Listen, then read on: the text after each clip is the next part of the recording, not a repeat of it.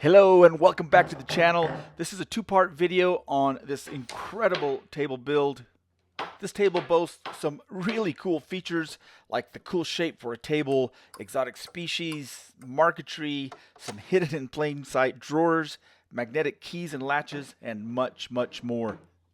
And as always, tons of tips and tricks along the way to help you get the most out of your woodworking. And excuse the format of this clip, I had made this video just to share some of the function before the tabletop was actually finished. Anyway, let's jump right in. When I began, all I knew for sure was the overall shape. I knew it was going to be a 60-inch radius, or about 1520 millimeters, and I knew it would have some drawers. Initially, the drawers would be regular drawers, soft close, full extension, undermount, but I realized those take up too much space for the hardware, so I decided to go with a pivoting drawer. And man, what a huge challenge and reward that was soon to come. So it's probably kind of hard to see the shape, the overall shape, but it's a Reuleaux triangle, so that's one side there.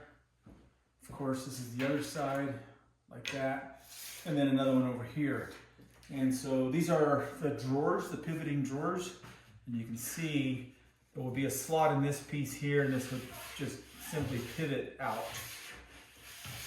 Okay, so that one's made out of cardboard, but these are made out of 1/8" MDF. All I needed was two to just figure out some of the parameters, make sure everything's going to work. Find my pivot point, radiuses, all that jazz, right? But yeah, this is exciting. I think this will absolutely work. So here on this end over here, you can see that this part is angled, and of course the corresponding part of the apron will be angled that way. And so as this opens, it just pulls away from that. It's about a, I don't know, 25, 30 degree angle. And then on this other side, I'm just putting this paper here for visibility. And this will also have an apron that will correspond with that angle. And as that opens, it just moves away from it. My amazing lady loves Purple Heart, but I didn't have enough 8/4 to make all 6 chairs and this table. Although the chairs I made in 2016, I decided to do something a little bit different.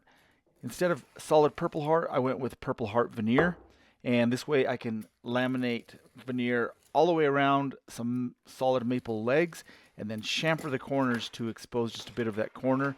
That'll reduce impact and add a little bit of pizzazz. So these have been sitting in my house overnight. And anytime you use a plastic resin glue, you need to maintain 70 degrees minimum while it's curing. And so that's really important. As a matter of fact, this is the container that I use to mix it, and I can twist that. It came right out of there. I don't know if you can see that glue is still flexible. It's literally not cured. And I know this is cured because I tested it. Yeah, it's super hard. But I've got two different ones. This one is by Veneer Supplies. This Ultra Cat. It's a plastic resin. This is probably a little bit more common, weldwood plastic resin. They both work the same. I thought this would be a little bit lighter in color, so I'm going to be using this for some laminations that are light colored wood. And I think I can make it lighter by using some of this stuff. It's an Ultra Cat lightener is what it is, and it's basically a white powder that you mix with water and you add it to your glue mixture.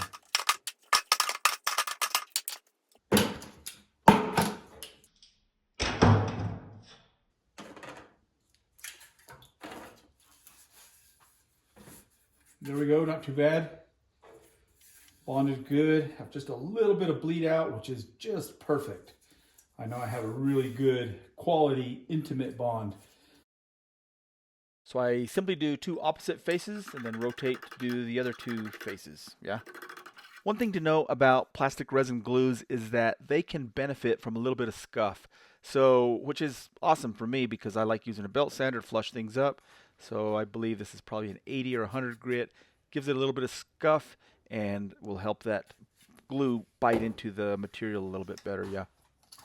Of course, it's really important to mix this thoroughly and let it set a little bit. Mix it again. Make sure you get rid of all the clumps, just like the instructions read. And you can see the viscosity of this stuff, kind of like syrup, right? And you'll notice that I wiped everything down with a wet rag, which is really important. I believe it helps open up the pores of the wood, and also it removes any dust.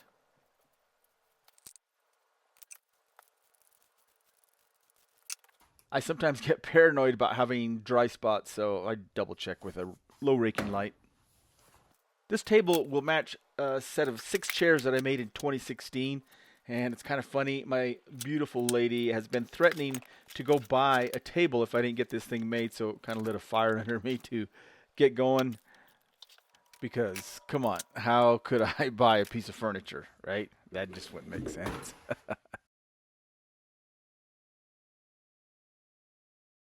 So with all the faces covered, next step was to chamfer the bottoms. This is really important if this table gets, dragged across the floor. You don't want that veneer to chip.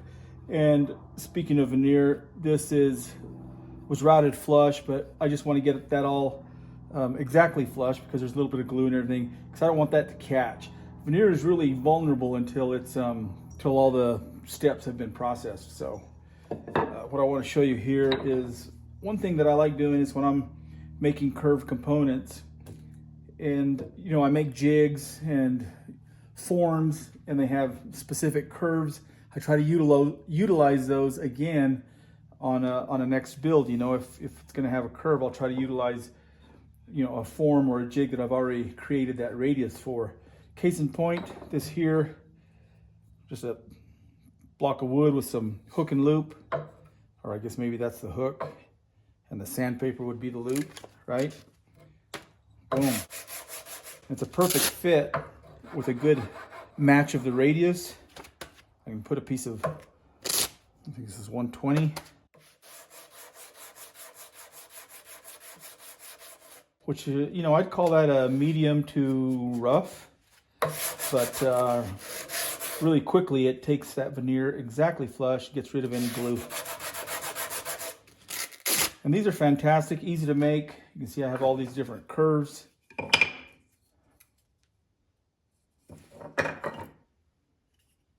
You'd think I would write the radius on there. That's a real gradual curve. This one is also very subtle, so subtle that I had to put a radius marked with a marker there so I would know that that's not flat. So, yeah, and I just use this stuff here. I don't even remember where I got it. You can just, PSA, pressure sensitive adhesive. Public service announcement. Anyway, yeah, works fantastically well.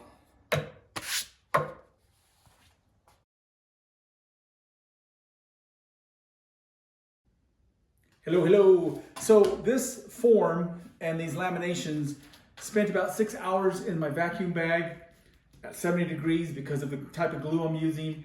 And then I took it out of the bag. It seemed pretty solid and cured, but it needs 24 hours for full cure. So I clamped it and I took it into the house, into our small bathroom, cranked up the heat where it was at least 70 degrees all night. And this is what we ended up with. Now this is, anytime you're doing laminations, and laminations could be solid wood, right? Or in this case, this is 1/4 inch plywood. And the grain is, running this direction, so it bends easily. Using a plastic resin glue, it should be pretty solid. But for what this is, I'll probably get some spring back, but I already know what I'm going to be using this for, and it won't matter if it springs back a little bit. The ones that count are these solid wood pieces, and these fit this form. Well, they go in this form, and these will bend pretty easily because they're only 1/8 inch versus 1/4 inch plywood. So a lot of things to consider when you're doing bent laminations. You need a rigid glue line. Don't use Type Bond or a PVA glue. You need like a plastic resin glue. Epoxy would work. I could have used epoxy, but I like this plastic resin for stuff like this. Anyway, let's pull these clamps off and see how much spring back we get. I got some spring back. Quite a bit, actually, more than I thought. But I'll show you in a little bit where won't matter.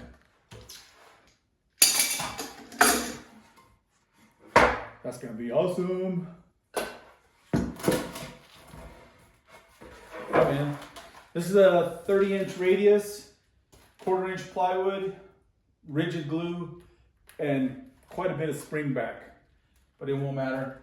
This one is a 57 and 3/4 radius, and quite a bit bigger, almost, well, just about double.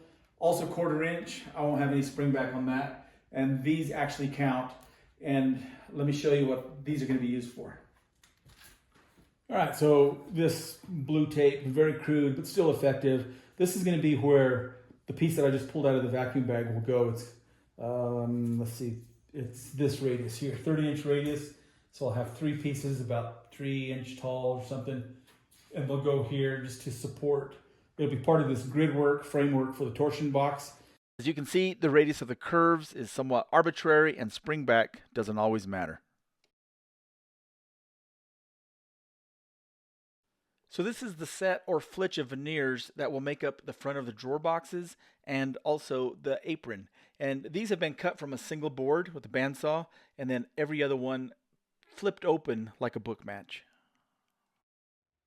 So this is my small veneer sled, a very simple device. Of course, it has a couple of runners for the table saw grooves, and I can set the blade just slightly higher than the thickness of veneer.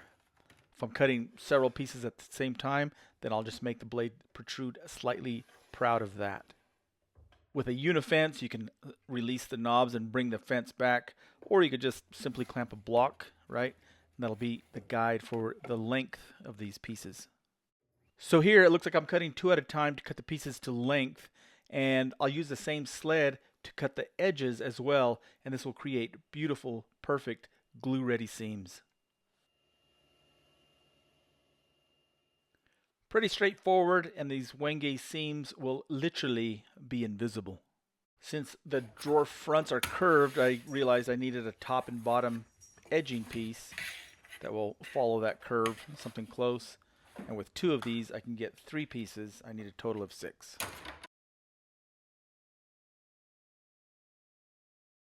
So I used a trammel to trace out this curve and make sure that everything was on point. Different trammel, same principle, right? And here I'm cutting 2 at a time.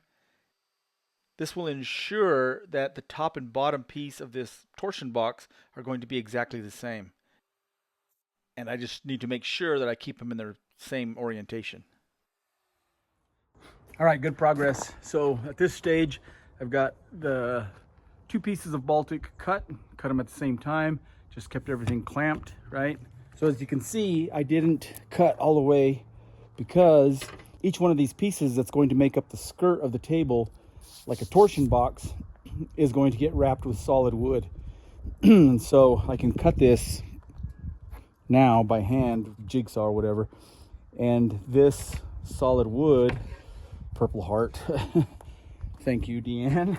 Lovely lady, loves Purple Heart. Me no likey so much, but that's what she wants. So anyway, when I go to wrap each one of these with solid wood, I can just throw a wedge in there, and that's going to hold the ends tight, which is where most of the clamping pressure needs to be applied.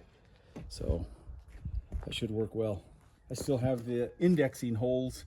Since these are going to get pivoting drawers, everything needs to stay in alignment really, really well. So I believe that's going to help. I know a lot of people believe that Purple Heart will migrate to a brown relatively quickly, but I have not had that experience whatsoever. Primarily, I believe, is because I always use a top coat type finish, not an oil, and I always make sure that it has some sort of a UV block. I have pieces that are literally decades old that are still very purple. Well, that worked pretty well. I got one edge done, and these areas here, it started to open up a little bit, so I ended up putting a bar clamp going all the way across just to hold that, and then a couple of opposing wedges with a real small taper, shallow taper, so they would tighten really well. Then these 3-way clamps, they're not the best. They're probably the cheapest 3-way clamp you can buy. I don't use them very often. They were covered with dust, but those don't take a lot of pressure on an outside curve like that. So the solid Purple Heart edging was cut slightly large in height, yeah, and so I can just use a belt sander to flush things up. Well, it's been raining for about a week, so it's a little bit cloudy, but it is warm in here because I've been gluing this up. I use epoxy. This has been curing overnight, and I use these halogens. I have one, a double one there. I have one on the ground here and one over there. So between the 4 halogen lights, I can warm up this corner of the garage to about 85 degrees. It's crazy. I've got a thermometer somewhere. Here it is. Even sitting by the window, and these have been off for a while, it's showing 70 degrees. So plenty warm to get to cure this epoxy. Those halogens, it's amazing how warm they get. Rather than stating what brightness they are by lumens, they should calculate it by BTUs. All right, really good progress up to this point. Got all my laminations laminated, glued up, right? So these are 30-inch radius on the inside. So these are the drawer ends, and these are made of poplar. These are also drawer sides, also poplar, and I've cut one of these to get rid of the glue on the edge. And I don't know if that shows up very well, but beautiful, clean lines, grain lines actually, no glue lines, right? Does that show up? Just perfect. And then this one is going to be the inside of the apron and the inside of the drawers. And on this one I used 5 layers of 1/8-inch plywood. It's veneered with wenge on the inside. So now I can cut all these up into the strips and then start adding solid wood to some of the drawer fronts on the ends, veneering the bottom, veneering the top, then ultimately veneering the outside. And then start making drawer boxes, and all I lack is finishing the rest of the table.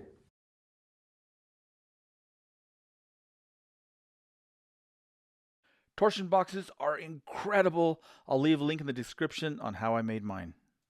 All right. Whew, that was rough. So I got this up on sawhorses by myself. Had to use some forms and a couple of sustainers, and it was heavy. So yeah, I don't recommend doing that. Now, this is beautiful and stable, flat. And now I can continue to build this pedestal for this Reuleaux triangle table, and I can stay accurate with the rest of the build. Woo! That is awesome. Okay, see if this makes sense. So here I've got this block pinned in place, tape here so we don't get glue bonding, right? This will go in place like that. I can put a clamp here and that should hold it. You can see I've got plenty of material sticking out here, and on the inside, as this curve continues, I'll be removing more material here than here, so that's why it's sticking out. Conversely, on the outside, I put it flush because that area can be flush, and more material will be removed in this area. On the other side, I've clamped a piece of plastic in place so that doesn't bond. I want this side flush, and this side here can stick out for the same reasons I explained. And then that still gives me a good position to clamp right across this. So, should work. And then these pieces should be easily removed with a putty knife or something, yeah? To make the sled part of this jig, I used the 30-inch vacuum form, right? And I just traced those curves. I believe I added the thickness of one of these for the convex side, so the radiuses would be smooth, correct, and accurate. Yeah. I assumed this would be the easiest way to flush up that solid wood edging with the veneered faces. I have been thinking about making this table and the design and the shape well before 2016 when I made the chairs. The soft-sided triangle shape came as necessity to fit the shape of the dining room, and I'll show that at some point. And I cannot tell you how amazing it feels to be able to make something for our own home that my lady and I are going to enjoy for years to come. It's such a huge blessing to me. And it's kind of crazy to think by the time you're going to see this video, it's literally going to be about a year that I started the drawings and planning of this table.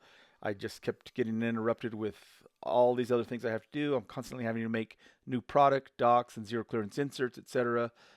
But it's incredible to me that I can do what I want and still have ongoing incoming income. All right, so here I'm working on the drawer front. I'm creating a rabbet or a rebate on the bottom edge that will accept the drawer bottom, and the blocks serve as stops. So, well, they're stop blocks, so the groove is a stopped groove. That makes sense, yeah. Blocks also serve as a backup for the router bit to exit cleanly.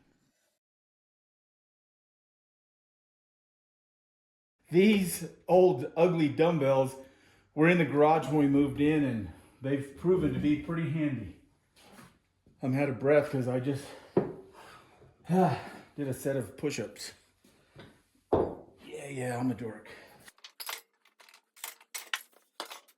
There we go. Feels pretty flat, which is vital for something like this, right? A little block in there. Looks good. We sand it and drill our pivot point. Then run a router on all this, get it all flush. Well, not entirely in that order, but you know what I mean. Whoo! Yeah, man. Progress. Incidentally, this drawer bottom is made of plywood. Plywood is very strong, very stable. It's not going in a groove. It's nailed directly to the bottom with glue or going into a rebate. This ensures that the drawer boxes will be rigid, strong, and stable. I've never built anything like this, so I really didn't know what I was doing, and I was just, attempting to learn as I went, trying to keep things in order and stay accurate. Here you can see I made my lefts and rights of the apron, one on each side of the drawer. Those will cut. I'll have solid edge once this gets veneered, so it'll be, stronger than just veneer on the edge. Plus, it'll give me a little room to trim as I fit everything. I attempted several times to drill a perfectly perpendicular hole through a block of wood. No matter what, the drill bit would take the path of least resistance and it would come out square-ish, and I couldn't get consistent results. So I decided to use the path of least resistance to my advantage, and where this little block meets the drawer front and back, I left a little cavity, a little hole, and the drill bit followed that perfectly. Here I felt like I was getting close, but things weren't as smooth as I wanted them. But the function was good, the pivot was going to work, and I was pretty happy. All right, here's the progress thus far. Drawer boxes are made and starting to fit them into the bearing blocks. And then I can start to fit the exterior skirt that goes between the drawer boxes. Okay, so you can see this other pivot block here, and there's two of these, right, top and bottom, and this will all get filled in with bracing, essentially making a torsion box. And then I'll show you this left side in action. Pivots like that. Of course, the right side has the corresponding bevels as well. So that's the plan. Pivot point with a stop to limit the travel. Yeah, talked about that.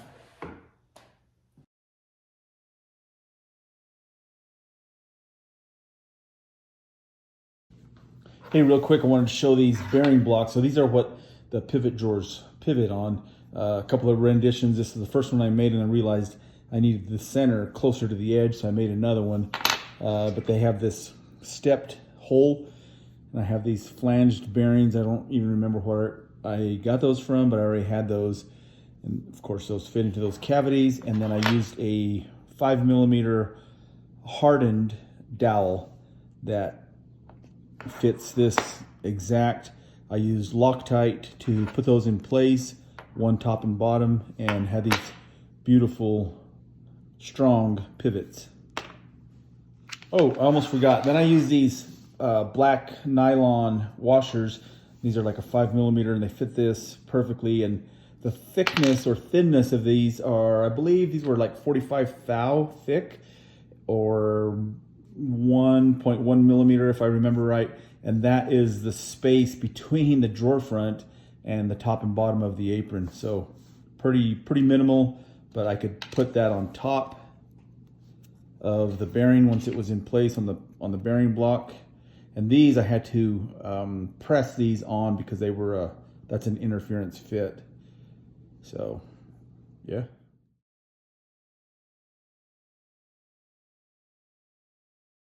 I don't know if you've ever noticed, but a cabinet on a stand or a table that is really top heavy will have a bit of quiver. So to eliminate that or reduce that, I drilled holes in the torsion box wherever I could. Hey, check this out. I reduced the number of teeth on this hole saw for much faster, better cuts.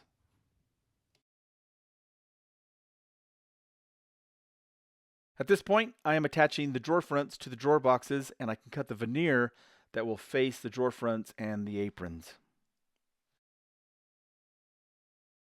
I'm matching the grain between the table skirt, this part, and this drawer, so this grain matches right. So this was a long piece of veneer, cross grain, and I just made a single cut. So there's an 1/8 inch missing from the saw kerf, but overall the grain will still match on both sides. Okay, so I wanted to show you something before it disappeared. When I cut this plywood in this shape, and you can see, I think you can see that's my pivot point, right? And that's how I created the arcs on each corner. And I wanted to leave this in place as long as possible because it's a great reference point. In other words, I can use a trammel with a pivot point, strike an arc over here, move the point to over there, strike 2 more arcs that intersect, and that has bisected this angle. It's not really an angle since these are curved, so if I go a short distance, then I calculated that was a 31 3/4 degree angle. So it's really important to retain this pivot point so I can have references like that, because I'm going to be squaring up this leg and I don't want that leg twisted. So it's really weird when you're working with curves and points of reference that aren't 90 degrees. You have to get creative.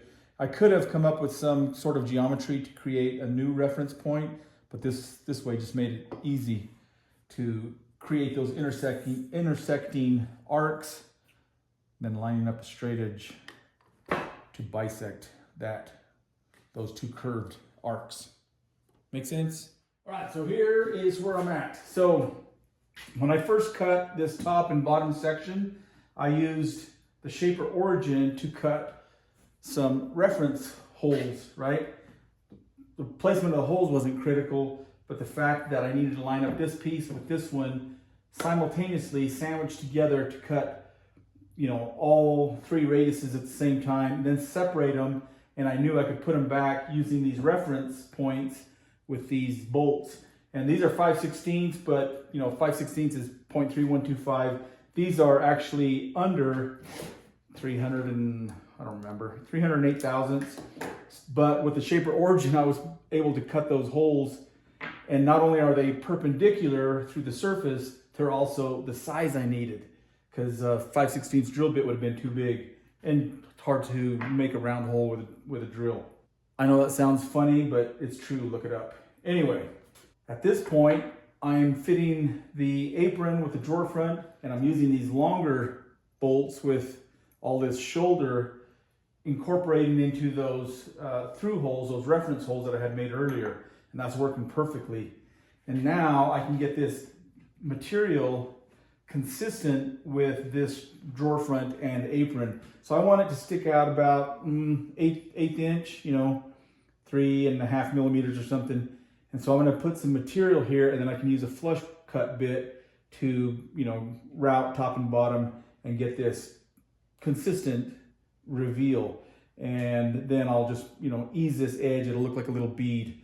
But I knew it would be tricky to get this wenge and the Purple Heart with a exact reveal all the way around. But this will be a good way to do it. So yeah, progress. Check it out. There's a seam right there. It'll show, well, it might show, I don't know. The other one's right here somewhere. Since I matched the grain and I went vertical, with the grain, that helps conceal that seam. So yeah, fabulous progress.